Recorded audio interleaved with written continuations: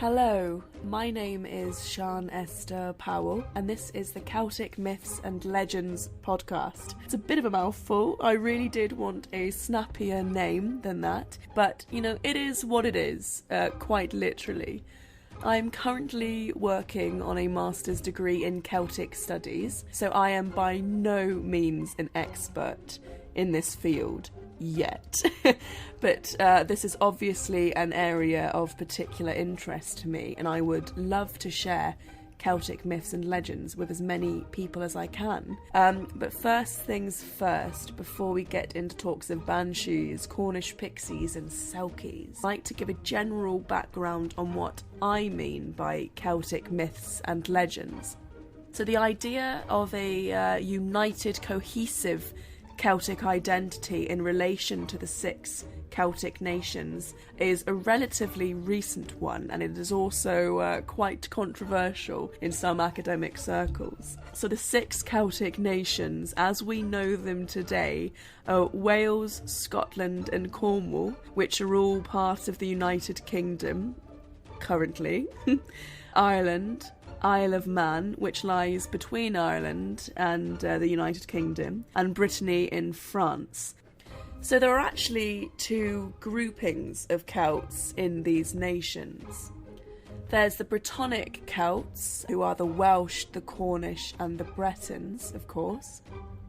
Then there's the Gaelic Celts, the Irish, the Scottish and the Manx. My particular area of personal interest is admittedly with the Brittonic Celts, as my mother is Cornish and my father is Welsh, but I do not want my personal biases and preferences to take over this podcast. I'd really like to explore the folk tales, myths and legends of each of the modern Celtic nations, and I hope you enjoy them too. So there is a little bit of confusion probably with my terminology, because I'm using the terminology modern Celtic nations, but I'll be using folklore and mythological creatures and myths and legends from several centuries ago in some cases. So I hope you will excuse that introduction, and I'll get straight into my first topic. The Cornish Pixie, or Piskie as they are also known here.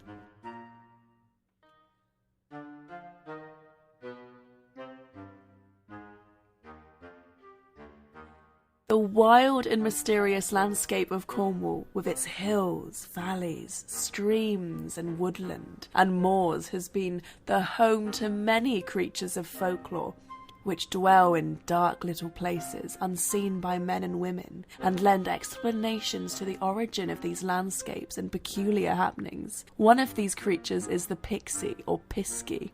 Although many similar creatures exist across all of the Celtic nations, namely fairies and brownies and the Gaelic Eos and the Breton Corrigan and gnomes, the folklore surrounding pixies is focused in particular around Cornwall and Devon. There are lots of folk tales and folklore centred on pixies. There is a dispute between scholars about where the name pixie comes from, but the Cornish had many names for them, including Piskie. The first source of the word pixie, or piskie, is unknown, although many tales of them from the 19th and 18th centuries still survive. Pixies are mythological creatures which were traditionally described as mischievous, childlike, and capricious folk, equally capable of friendly acts or great harm depending on their like or dislike of the person. Although not often described as truly malevolent, the Cornish pixie did on occasion lead people astray on the moors surrounding Cornwall and Devon. Ben Jonson's Robin Goodfellow is a mischievous sprite or goblin who could have been viewed as a pixie-like creature that misled night wanderers, a practice often associated on the moors of Cornwall and Devon.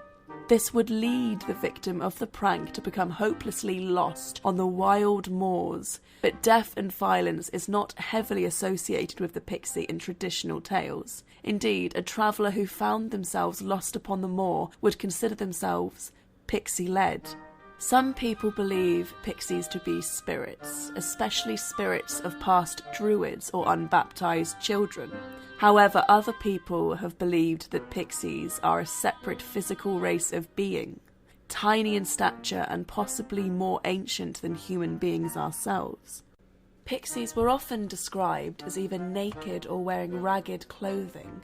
This view follows on from the idea that pixies were unbaptized children, or children who were killed in the mines, though mines had their own particular creature, the Cornish knocker, similar to pixies but a separate race of beings. Knockers are small mythological creatures who dwell in the dark and unseen spaces within Cornish mines. Pixies like to perform mischievous acts such as blowing out candles, hiding in flowers, and leading people astray. However, they also love to dance, and in many tales are described as dancing all through the night purely for enjoyment. Some sources say that the pixies could fly as well as run.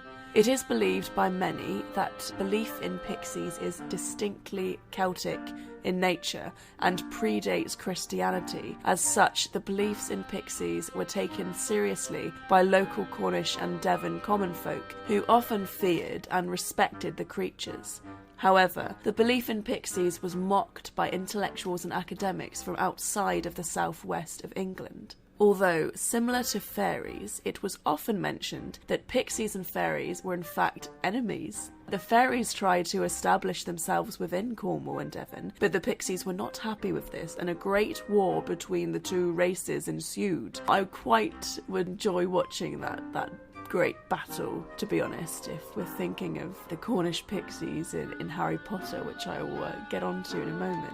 The difficulty in categorising the Cornish pixie comes from the fact that it is so similar to many other creatures. Fairies, gnomes, elves, little spirits, brownies are all creatures that share similar traits and physical features, namely their stature and mysterious homes. There are many areas that are considered fairy haunts, and the same was believed of pixies, that some areas of particular importance to pixies, and that one should be careful of such areas lest the pixies lead you astray. However, are traditionally connected to the British Isles and Cornwall and Devon in particular. Even in modern tales concerning pixies, their home is almost always within Britain, although they are similar to other creatures from different cultures worldwide. They are also, at times, confused with fairies, like I said, and their practice of stealing away children and leaving changeling children in their place. Ben Jonson, who was an English 17th century poet, described pixies as harming children whilst they slept in their beds and stealing children away. This is a practice that was actually widely attributed to fairies and only occasionally to Cornish pixies, lending further confusion to categorising the Cornish pixie. Pixies are not always associated with magic though, whereas other similar creatures such as fairies were said to cast spells and incantations. So whereas fairies seem to be rather ethereal in nature, pixies are often more earthy, if you will. Pixies, as I said before, were not always described as chaotic creatures. Instead, they were often given tasks from their kings or rulers to complete. They were also sent on errands to visit certain places, and because of this it was a custom amongst Cornish peasants to leave a basin of water by the chimney nook to appease the pixie guest. The places where pixies dwelt vary, but all of which are very particular to the landscape of Cornwall. They are equally described as enjoying hills, streams and woodland areas, being fond of the solitary nature of these areas. It should be noted that all of these places were dangerous in some way and also were areas of mystery and unseen spaces, perfect for the habitation and enjoyment of a race of tiny creatures that we couldn't always see. And it does lend some explanation to some of these areas which were trickier to traverse hundreds of years ago. The homes of pixies were often attributed to hollowed out rocks. Now this is very particular to the Cornish landscape, as I mentioned, which is quite a distinct landscape in itself.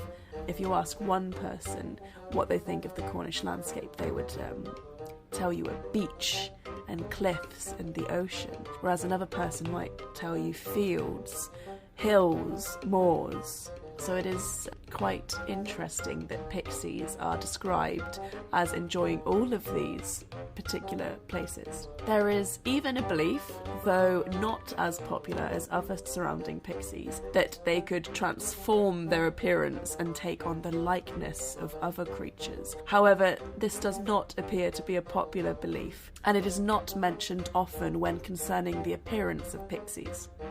Instead, pixies are universally described as being tiny in stature, and many note their faces resemble that of old men with wrinkles, which is a little detail that I do enjoy. Folklore in general offered people a physical creature in which to fear or respect, instead of the unknown, which is more frightening in many regards. Because if there is a physical creature, then it can be fought or it can be befriended, seen and heard, and explanations can be made for strange occurrences that would otherwise have remained unexplainable.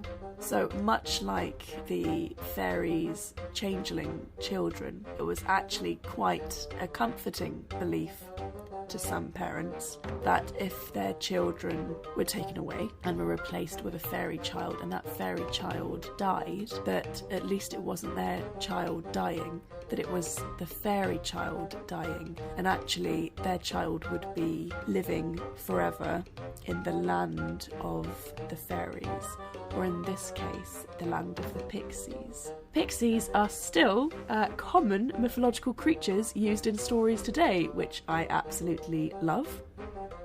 Perhaps the most important of them in popular culture, and probably a few of you are maybe waiting for me to mention this, is the mischievous blue Cornish Pixie in J.K. Rowling's Harry Potter series of children's novels.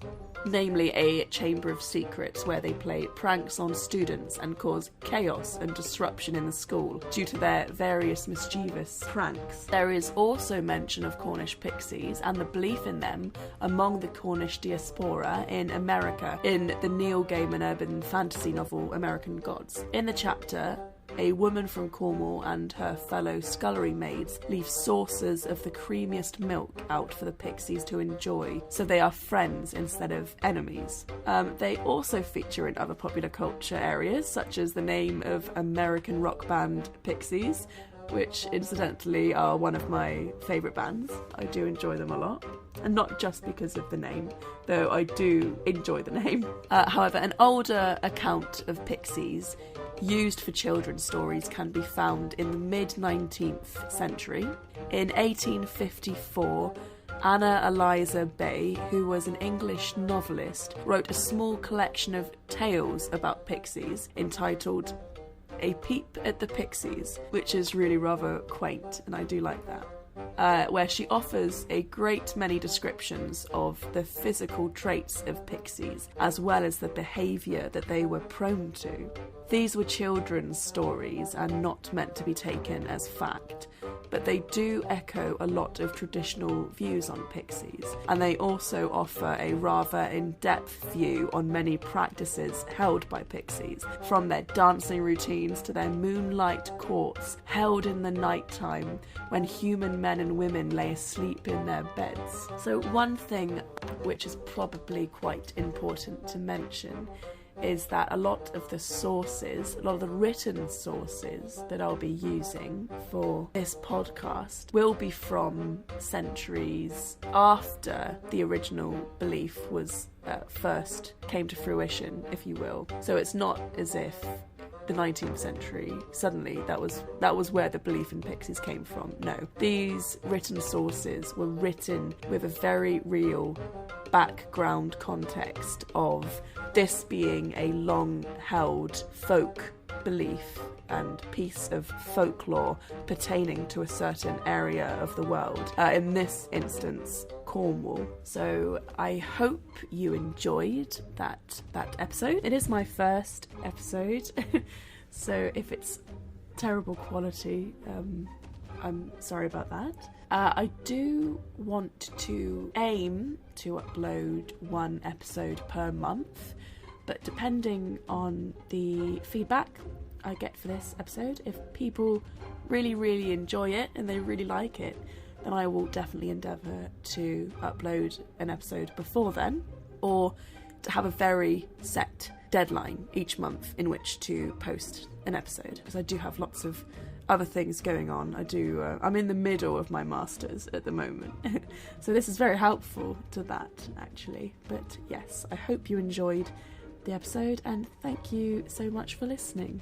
One thing I would like to mention is, if you have anything that you'd like to mention in terms of pieces of information you wish that I'd covered in this podcast, or pieces of information you'd love to know about certain other folkloric creatures in the future, then please email me. I will leave the email of this podcast in the description. I haven't created it yet, that's why I'm not saying it right now. I'll create it after this recording. Again, thank you for listening, and hopefully you do get in touch with me and let me know what other things you want to know for the future. Thank you very much.